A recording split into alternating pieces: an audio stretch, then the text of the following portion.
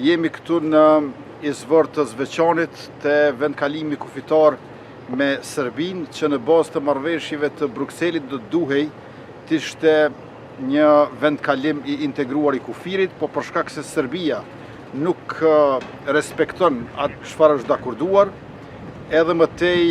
ngelet i pa realizuar. Por jemi sot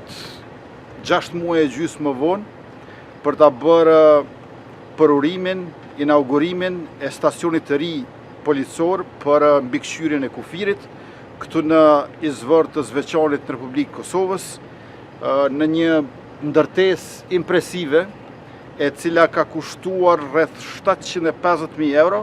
dhe ka një sipërfaqe të gjithë mbarshme prej afër 4.000 metra katror, në mënyrë që edhe zyrtarët policor të kenë kushtet e dinjitetshme të punës,